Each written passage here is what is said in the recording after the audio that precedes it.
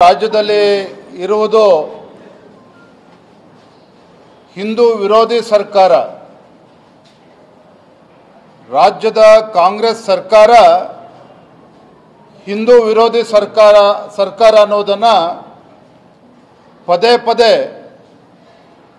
ರಾಜ್ಯದ ಜನರಿಗೆ, ದೇಶದ ಜನರಿಗೆ ನೆನ್ಪಾಡ್ಕೊಡ್ತಕ್ಕಂಥ ಕೆಲಸವನ್ನು ಭಾಳ ಯಶಸ್ವಿಯಾಗಿ ಮಾಡ್ಕೊಂಡು ಬರ್ತಾ ಇದೆ. ನಿನ್ನೆ ದಿನ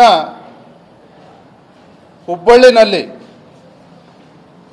31 ವರ್ಷದ ಹಳೆಯ ಕೇಸನ್ನು ರೀಓಪನ್ ಮಾಡಿ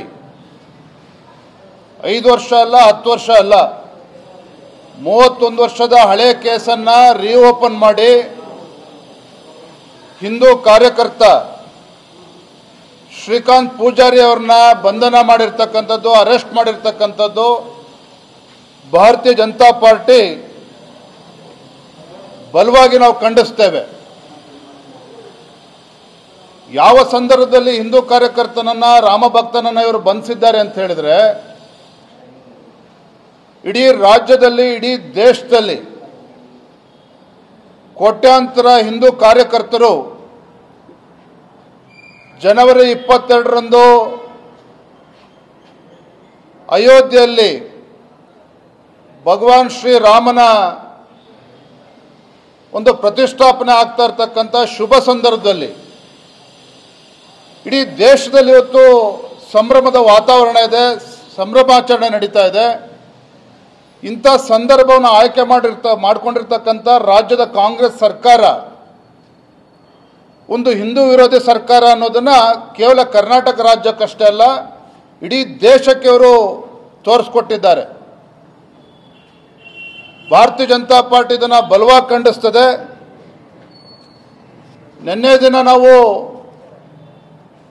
ಆ ರಾಮನ ಪ್ರತಿಮೆಯನ್ನು ನಮ್ಮ ಮೈಸೂರಿನ ಖ್ಯಾತ ಶಿಲ್ಪಿ ಅರುಣ್ ಯೋಗಿರಾಜ್ ಅವರು ಅದನ್ನು ಕೆತ್ತನೆ ಮಾಡಿದ್ದಾರೆ ಅಂತೇಳಿ ನಾವು ಬಹಳ ಸಂಭ್ರಮದಿಂದ ನೆನೆ ಇದ್ವಿ.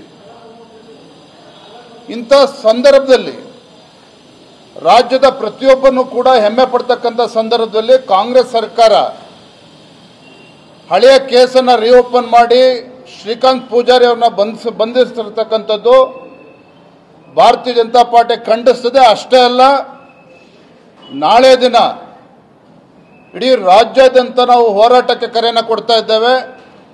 ಎಲ್ಲ ಜಿಲ್ಲಾ ಕೇಂದ್ರಗಳಲ್ಲಿ, ಬೆಂಗಳೂರು ಮಹಾನಗರದಲ್ಲಿ ಫ್ರೀಡಂ ಪಾರ್ಕಲ್ಲಿ ನಾವು ಬೃಹತ್ ಪ್ರತಿಭಟನೆಯನ್ನು ರಾಜ್ಯ ಸರ್ಕಾರದ ವಿರುದ್ಧ, ಈ ಹಿಂದೂ ವಿರೋಧಿ ಕಾಂಗ್ರೆಸ್ ಸರ್ಕಾರದ ವಿರುದ್ಧ, ಈ ಹಿಂದೂ ವಿರೋಧಿ ರಾಜ್ಯದ ಮುಖ್ಯಮಂತ್ರಿಗಳು ಸಿದ್ದರಾಮಯ್ಯನವರ ವಿರುದ್ಧ ನಾವು ಹೋರಾಟವನ್ನು ಮಾಡ್ತಾ ಇದ್ದೇವೆ. ರಾಜ್ಯದ ಎಲ್ಲ ಜಿಲ್ಲಾ ಕೇಂದ್ರಗಳಲ್ಲೂ ಕೂಡ ದೊಡ್ಡ ಮಟ್ಟದಲ್ಲಿ ನಾವು ಪ್ರತಿಭಟನೆನ ಹಮ್ಮಿಕೊಂಡಿದ್ದೇವೆ. ನಾಳೆ ದಿನ ನಿಜವಾಗ್ಲೂ ಕೂಡ ದುರಾದೃಷ್ಟ ಅಂದರೆ, ಎಂಥ ಸಂದರ್ಭದಲ್ಲೂ ಕೂಡ ಪದೇ ಪದೇ ಅಲ್ಪಸಂಖ್ಯಾತರನ್ನ ಓಲೈಕೆ ಮಾಡ್ತಕ್ಕಂಥ ರಾಜ್ಯದ ಕಾಂಗ್ರೆಸ್ ಸರ್ಕಾರ, ಬರಗಾಲದ ಸಂದರ್ಭದಲ್ಲೂ ಕೂಡ ಅಲ್ಪಸಂಖ್ಯಾತರನ್ನ ಓಲೈಕೆ ಮಾಡ್ತಕ್ಕಂಥ ಮಾನ್ಯ ಸಿದ್ದರಾಮಯ್ಯನವರು ಮುಖ್ಯಮಂತ್ರಿಗಳು, ಇಡೀ ದೇಶದಲ್ಲಿ ಇವತ್ತು ಸಂಭ್ರಮಾಚರಣೆ ಸಂದರ್ಭದಲ್ಲಿ ಹಿಂದೂ ಕಾರ್ಯಕರ್ತರಿಗೆ, ಹಿಂದೂಗಳ ಒಂದು ಭಾವನೆಗೆ ಧಕ್ಕೆ ತರ್ತಕ್ಕಂಥ ರೀತಿಯಲ್ಲಿ ನಡ್ಕೊಂಡಿದೆ. ಇದು ನಾವು ಬಲವಾಗಿ ಖಂಡಿಸ್ತೇವೆ. ಇದಕ್ಕೆ ತಕ್ಕ ಶಾಸ್ತಿಯನ್ನು ಮುಂದೊಂದು ದಿನಗಳಲ್ಲಿ ರಾಜ್ಯದ ಮತದಾರರು ಕೂಡ ಮಾಡೋರಿದ್ದಾರೆ. ಹಾಗಾಗಿ ನಾಳೆ ದಿನ ಭಾರತೀಯ ಜನತಾ ಪಾರ್ಟಿ ಇಡೀ ರಾಜ್ಯಾದ್ಯಂತ ಈ ಹಿಂದೂ ವಿರೋಧಿ ಸರ್ಕಾರದ ವಿರುದ್ಧ ನಾವು ಹೋರಾಟವನ್ನು ಹಮ್ಮಿಕೊಂಡಿದ್ದೇವೆ.